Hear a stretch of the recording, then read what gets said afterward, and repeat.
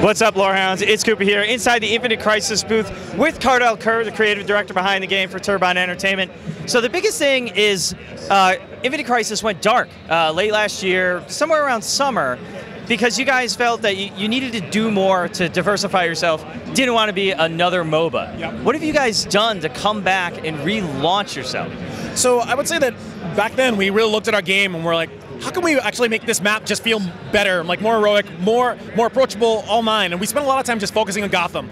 Gotham's a dark, broody place. Not a lot of greatness kind of happening there besides for the Batman. And after a while I realized, you know, we can work on this 3-lane map forever, and I think we'll always kind of be in the shadow of other people who've done their own 3-lane maps. So with that in mind, we went back and like looked at the rest of our maps and we're like, which one do we actually think is the most what our game is, which is really a fast action game where you're playing a superhero, you feel super heroic all the time, and that brought us right back to Coast City. So since then we decided, you know what, we're gonna go with Coast City. That's our map, that's our game, that's everything we've done. And on top of that, we've added a bunch of just onboarding things to really teach you how to play. So like Superman, Batman, anyone else will coach you, and in terms of how to actually play the game. Everyone will tell you a little bit about what it is to be part of the multiverse as well. And that's one of those things that I think is really important, because this game itself, like, you know these characters, you know this world. It's important for you to understand why Batman and the Joker are fighting with each other as opposed to against each other. Yeah, so that's the big news this week here at PAX East. March 26th, Infinite Crisis finally coming.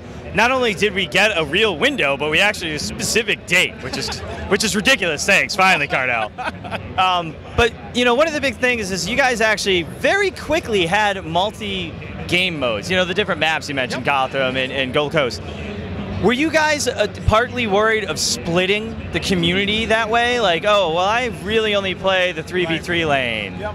Yeah, it was definitely a concern. I mean, for us, when we first started out, we've always wanted to actually really leverage the concept of the beta and make sure that everyone could come in and weigh in on the things they really liked, the things they didn't like, and really just kind of like guide our implementation direction. Because, again, we knew we weren't going to stick the landing on all of our characters. You can work on Batman forever. Inevitably, when you put him out there, you're going to have to change him. And that's really what happened. It's not really any different with maps that way, but that's why we really want to just focus on one map. Because, like, in terms of like getting a good, vibrant community, you want to be able to get into a match fast. You want that match to go, like kind of be punchy, really close, you know, or not. You want it to kind of end, and then you want to be able to kind of get back in the queue and do it again.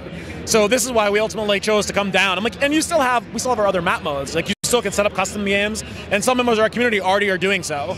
But because of this fact, we really did want to make sure that we could basically unite the fragmented community behind one thing.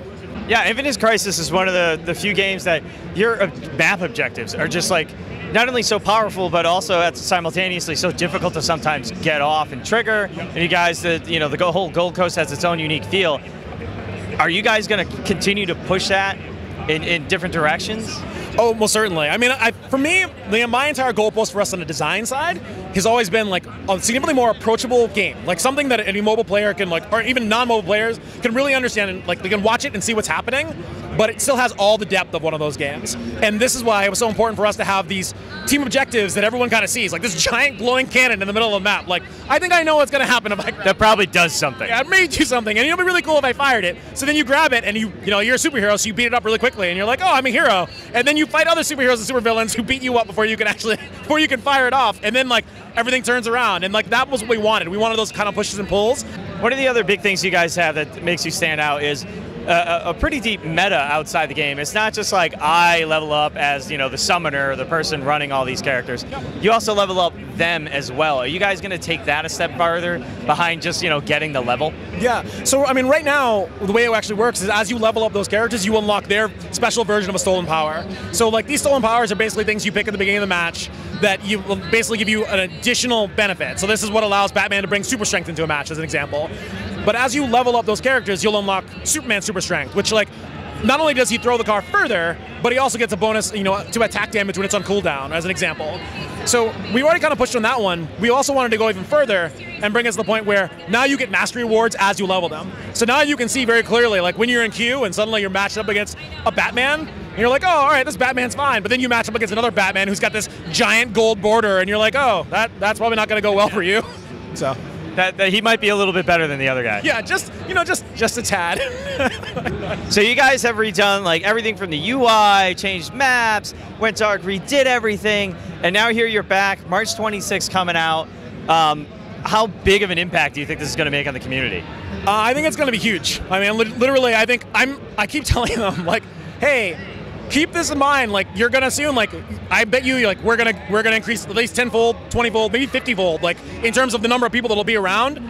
You know things about the game that they don't. Be prepared to be a teacher because you're gonna be very sad if like you bring all these people in and they're literally like 4 people running the top lane and ignore all this jungle, and like the jungle's like more than 2/3 of the map. So like you need to send some people in there. You're gonna be very sad. So yeah. I love that you took the route of, oh no, we need to make sure everyone's fine. Everyone else would be like, yeah, we're gonna make a ton of money. Yeah. Well, that's the thing. I feel like it's one of those things where let's talk about social responsibility. Social responsibility for all folks, boys and girls. This is very important. If you're gonna make a game about superheroes, I think it's important to actually look at the community of people who grew up with all these superheroes and do right by them. Because like it's just not cool to like look at a person and be like, you like Batman, let's gouge you for money. Like that's just wrong. I agree, and I like Batman, so please don't do that. No, it's fair. I mean, I guess like if you move that around, maybe that's how Bruce Wayne made all his money. But I mean, at the same time, when all of us can be Bruce Wayne, so there's that. All right, Cardell, we can't wait to get back in Infinite Crisis. We'll be streaming it for you soon, and probably have some sort of codes or something to give away. Be sure to check out the Twitch TV /LoreHound. Thanks so much, Cardell. Thanks.